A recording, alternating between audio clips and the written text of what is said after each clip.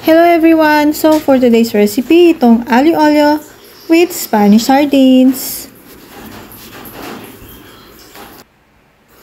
Turo ko din dito kung paano gumawa ng garlic bread. Ayan. So napakasarap ng recipe na to. Simple lang naman ang ingredients.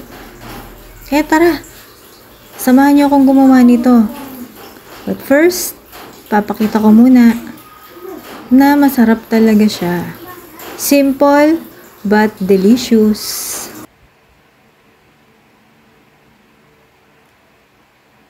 First, lutuin muna natin ang pasta. So, maglagay na ng water, sapat, at saka salt. Tapos, ilagay na yung pasta pag kumukulo na yung water. Tapos, check nyo yung nakalagay sa instructions kung ilang minutes siyang iluluto. Basta less than 1 minute doon. Or cook until al dente yung pasta. And then, naglagay na ako ng olive oil doon sa pan. At nilagay ko na yung garlic. Tapos, nilagay ko na rin yung onions. Tapos, nilagay ko na rin yung tomato. Ang mahal na kasi ng tomato ngayon, 11 pesos na yung isa na yan. Kaya isa lang nilagay ko. And then, naglagay na rin ako ng mushrooms. Isang small can lang yan.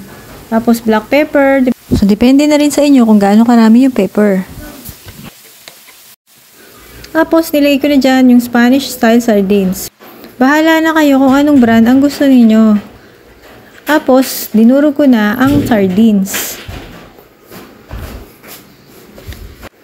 Tapos, naglagay ako ng konting salt. Depende rin sa inyo kung gaano karaming salt ang ilalagay ninyo.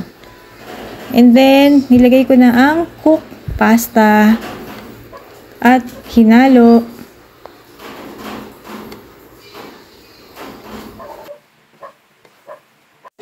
Tapos, naglagay ako dyan ng konting olive oil. At minix ko ulit.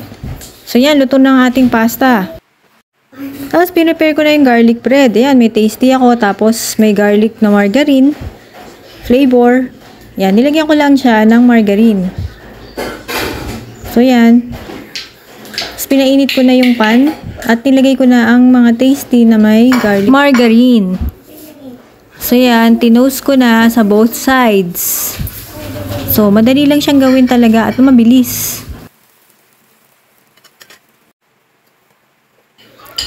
Tapos, pinudburan ko na ng fresh parsley.